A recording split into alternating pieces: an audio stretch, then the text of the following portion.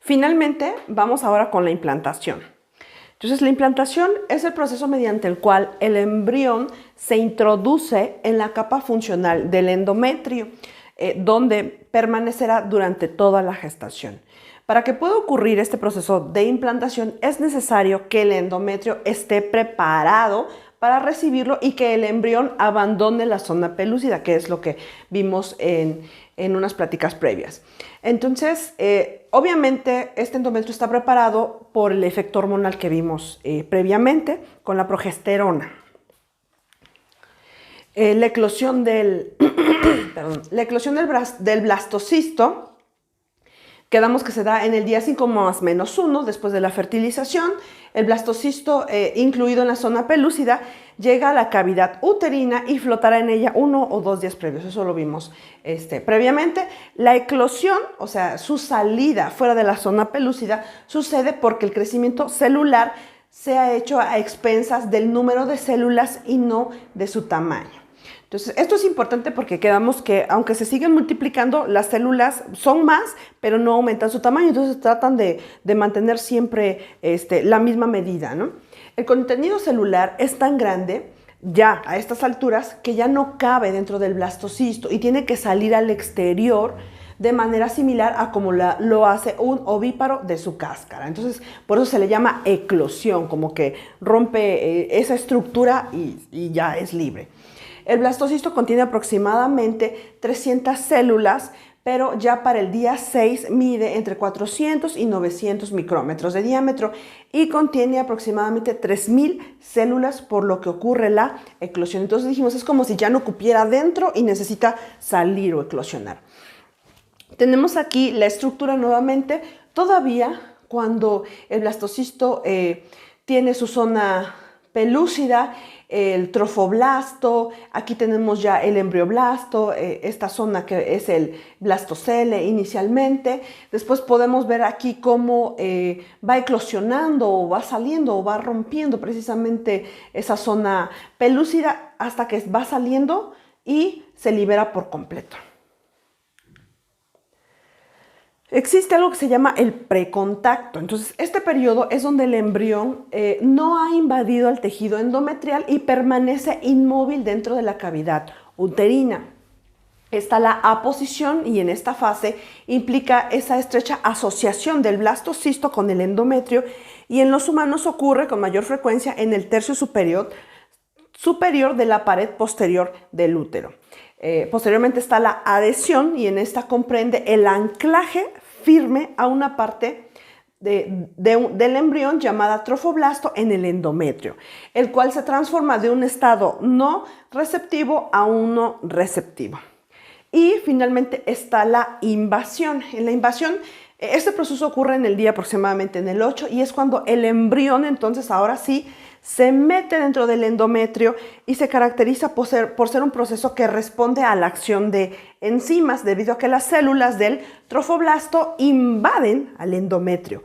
Este proceso es paradójico y ocurre muy rápidamente como si no tuviera control.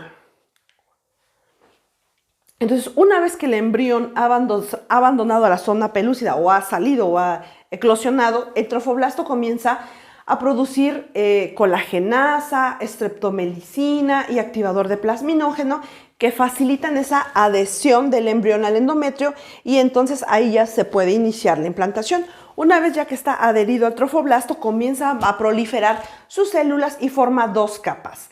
Una interna de células aplanadas que se llama el citotrofoblasto y una externa que se va a llamar sincitio trofoblasto. Entonces aquí podemos ver cómo se adhiere. Si ustedes recuerdan en el libro dice que salen como digitaciones, ¿no? Esto es lo que le llaman como las digitaciones y que va penetrando específicamente en,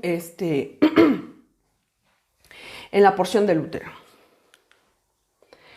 El sincitio trofoblasto rompe el epitelio endometrial y entonces comienza a introducirse, como ustedes pueden ver aquí, lo rompe y empieza a meterse, introducirse en el estroma de la capa funcional del endometrio, formando digitaciones que les había comentado previamente, que progresan hacia el interior del estroma, o sea, hasta hacia este interior, y arrastran consigo al trofoblasto y a su contenido. Estas células producen la hormona gonadotropina coriónica humana, que obviamente llega al ovario y actúa específicamente sobre el cuerpo lúteo y lo transforma en un cuerpo lúteo del embarazo, que vemos que entonces es como un mecanismo que le ayuda a que permanezca el cuerpo lúteo y el cuerpo lúteo siga produciendo hormonas, y ya vimos en clases pasadas que se puede mantener hasta por 3 meses.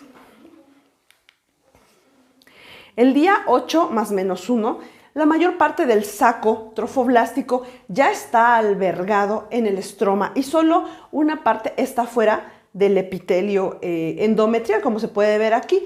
El sincitio trofoblasto va destruyendo glándulas y vasos sanguíneos, quedando dentro restos de tejido en la masa citoplasmática, como se puede ver aquí. Entonces va entrando y va destruyendo, y aquí hay restos de tejido.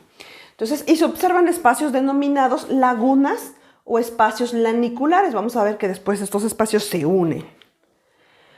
En el día 9 más menos 1, ya todo el saco trofoblástico ha penetrado en el endometrio. Entonces podemos ver que aquí ya está prácticamente todo dentro, mientras que los espacios lacunares forman ahora redes lacunares donde se encuentra, o que son ricas en glucógeno, mucinas, lípidos y otros restos celulares.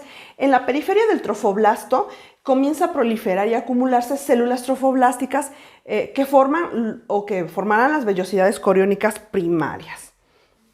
Para el día 12 o 13 más menos 1 se restablece totalmente el epitelio endometrial, quedando totalmente oculto el saco trofoblástico. Entonces, si ustedes pueden ver, aquí estas células del epitelio endometrial son estas, o sea, ya se restableció otra vez el epitelio, ya están aquí todas las células. Y las redes lacunares confluyen. Entonces, aquí estas redes van confluyendo con los vasos sanguíneos, que son estos, que son vasos sanguíneos maternos, ¿no? Porque son de la estructura uterina de la mamá. Y se forman los espacios intervellosos, que son de la futura placenta. Y si ustedes pueden observar aquí, nuevamente tenemos las estructuras que comentábamos previamente. En esta tabla están las fases de la implantación en el ser humano, dependiendo los días y el fenómeno del desarrollo en el embrión. Entonces, aproximadamente en el día 5 hay maduración del blastocisto, que quedamos que el día 5 es aproximadamente el día en que tiene que llegar a la cavidad uterina. También, una vez que llega a la cavidad o al fondo, pierde la zona pelúcida. En el día más o menos el 6 hay adhesión, o sea, se adhiere el blastocisto al epitelio uterino. Entre el 6 y el 7 penetra ahora sí al epitelio. Del 7 y medio al día 9 hay formación de la placa trofoblástica e invasión del estroma uterino por el blastocisto. Del 9 al 10 ya hay la formación de las lagunas, a la vez que se erosionan las arterias espirales en el endometrio. Del día 12 al 13 hay formación de vellosidades primarias. Del 13 al 15 aproximadamente, formación de vellosidades placentarias secundarias y del saco vitelino secundario. Del 16 al 18, formación de vellosidades ramificadas y de anclaje, y aproximadamente del 18 al 22, formación de vellosidades terciarias. Aquí a lo mejor lo subimos un poquito más adelante, pero es para que tengan una vista en general.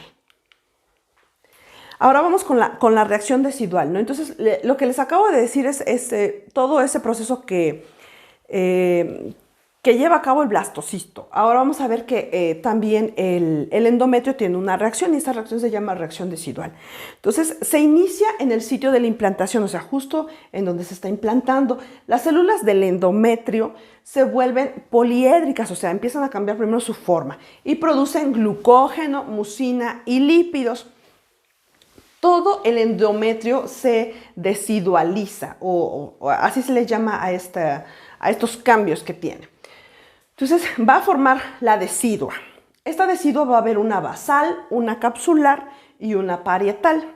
La decidua basal es el endometrio sobre el que se implanta el blastocisto, o sea, digamos que es no sé, si hiciéramos una comparación, es la porción de hasta arriba en donde se implanta. Después sigue la decidua capsular, digamos que es la de en medio, que es el tejido que cubre al trofoblasto y carece de vasos propios y ese está en contacto con el corión liso. Y finalmente está la decidua parietal, que no participa en la implantación y no está en contacto directo con el trofoblasto. La reacción decidual en el endometrio se da en el endometrio en la fase progestacional. Los leucocitos llegan y producen la interleucina 2, que evita el reconocimiento del producto como cuerpo extraño por el sistema inmunológico de la madre. Esto es importante porque recuerden que como llega también material genético nuevo del padre, pues si lo reconoce como externo lo destruye. Entonces esto es lo que hace que no lo ataque o que no se deshaga de él. Los leucocitos producen la interleucina 2 y esto le permite, por decirlo así, que el sistema inmunológico no lo ataque. Ahora, se cree que la reacción decidual también protege al embrión del rechazo inmunitario y se da ya la finalización de la implantación. Aquí podemos ver cómo se está llevando a cabo la eclosión y pues creo que hasta aquí nos vamos a quedar por el momento.